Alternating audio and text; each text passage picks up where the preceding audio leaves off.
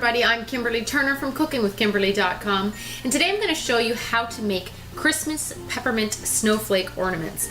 Now, if you've never thought of making ornaments from edible food, make sure you check out this series because I'm going to do a whole bunch of different ornaments that you can do with the kids that are really fun and really interesting and that are edible. Okay, so what I'm doing is I'm starting with these starlight peppermints. You can get them in red, you can get them in green. Sometimes you can find them in other colors too, but they're harder to find. So here's the reds and the greens. You know, the typical peppermint. Okay, there you go. So what I'm gonna do is I'm gonna take these guys out of their individual plastic packages. And today I'm doing snowflakes just because it's a very cool pattern and it looks really neat when it's done. But you could use any pattern that you like, any shape. So what you're gonna do is get yourself a nice style of cookie cutter that you like, that is all metal. Make sure it doesn't have any silicone or anything like that on it.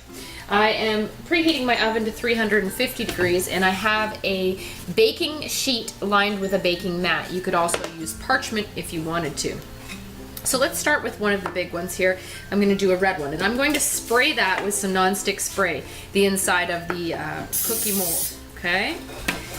You want to make sure that that doesn't stick. The peppermints won't stick to your silicone baking mat, but they will stick to your cookie cutter. So this is the equivalent of using bench flour when you're making cookies. I'm just going to wipe up any excess spray because that could brown, and you don't want that brown on your beautiful ornaments. So the kids can help you do this. They can be creative. You can do them all one ornament in red, all one ornament in green, or you can mix and match and make cool designs. All right, so that was 2 packages worth of peppermints in reds and greens mixed. So I'm just going to lay your little candies inside that cookie cutter. What's gonna happen is as that is heated, they're gonna melt a little bit and they're gonna spread into that shape. So do your best to try and fill it out. They don't have to be touching exactly. It doesn't have to be completely full, but you do want to put as many in there as will fit, all flat. So there, that looks pretty good. I've got 4, 8, 11, 13 in here. Okay, so let me show you what that looks like. There you go. So I've got it sort of filled, but there are spaces and it's just going to melt right into there. Okay? And you can do it with the other ones as well. It's such a fun idea for the kids. They'll be so shocked as to how cool these are. And I think you'll be shocked too. Let's see if we can get a small one too. I've got 3 sizes of snowflakes today that I picked up. The small one might not work. So I don't think I have enough to go in there. So we won't use the small one, but I think we could use the medium one just fine. Alright, so into the oven at 350 degrees Fahrenheit for about 5 to 7, 8 minutes. You're going to keep an eye on them and just make sure that they're filled out, okay? So that's what we're going to do. In they go! Alright, that is 5 minutes. I don't want to tilt them, but boy do they look cool. I'll take a video of them so you can see them.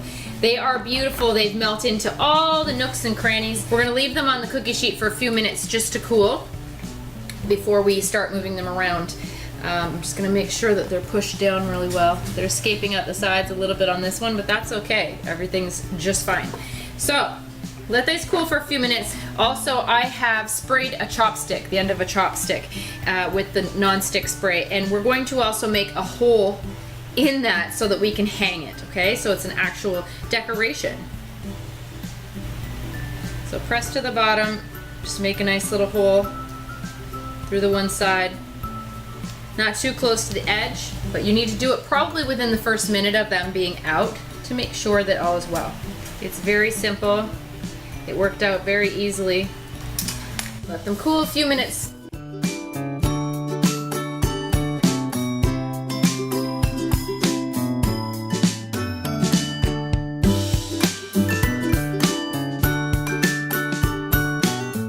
Okay, they're cool enough to touch now. Take the green one. Look at how neat that is from the front and from the back. It's almost like stained glass. Now we're just going to pop that out. Be gentle with them because it's like glass at this point. And there you go. Beautiful. There's a hole right there, right? You can just pop the rest out. And they're still warm, okay? They're still very warm. So let's put them on a cooling rack just to cool all the way. And here's the red one. They're so neat. What a great idea. Aren't they gorgeous? And even the back's pretty. So that could go on the tree, that could go on your centerpiece, on your table. Be very gentle.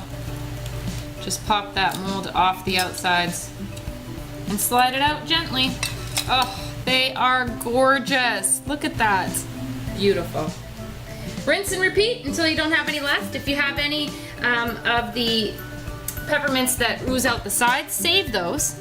Put them in a little bowl, and then you might be able to make a small one after that with all of those mixed together. Now, when peppermints or candy canes are crushed like this, that little crushed stuff is called tingling, if you didn't know that. That's an FYI trivia pursuit answer.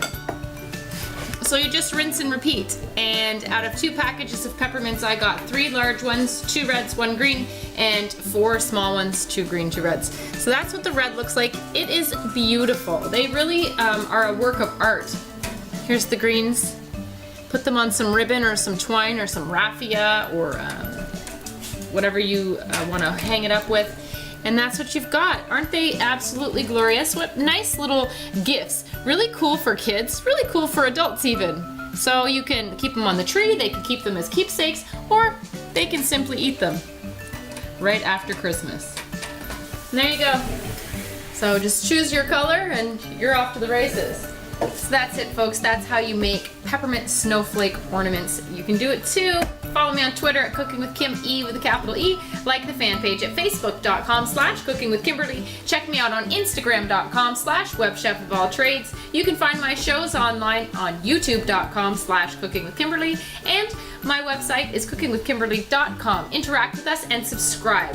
Be a champion in your kitchen and eat deliciously. Bye.